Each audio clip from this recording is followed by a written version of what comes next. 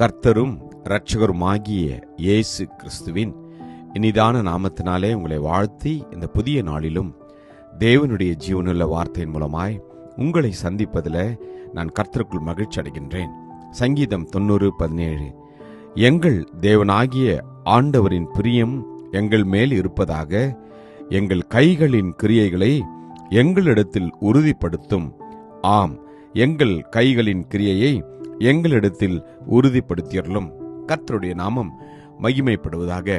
நம் தேவன் உங்களுக்கும் எனக்கும் நாம் செய்கிற ஒவ்வொரு காரியங்களிலும் அவர் நம்முடைய கைகளை, நம்முடைய வாழ்க்கையில அவர் நினைத்திருக்கிற காரியங்களை நிச்சயமாய் அவர் உறுதிப்படுத்துகிற தேவனாய் இருக்கின்றார்.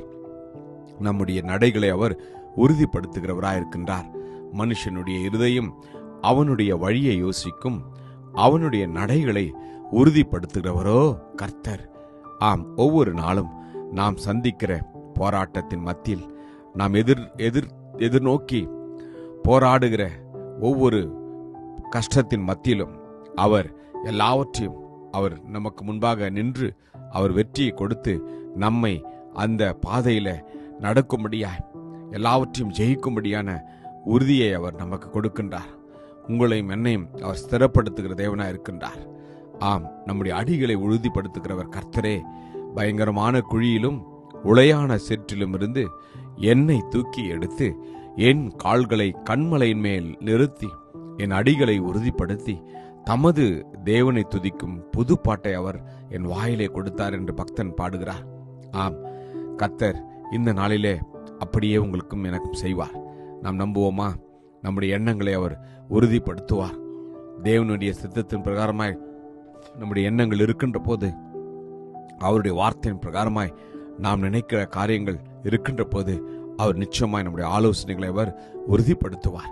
வேதம் சொல்கின்றது, ஆலோசனை இல்லாமல் எண்ணங்கள் சித்தியாமற் போகும், ஆலோசனைக்காரர் அநேகர் இருந்தால் அவைகள் உறுதிப்படும் என்று. கர்த்தர் இந்த நாளிலே உங்களை வாழ்க்கையில் அவர் நிச்சயமாய் செய்வார். நம்முடைய யோசனைகளை அவர் உறுதிப்படுத்துவார்.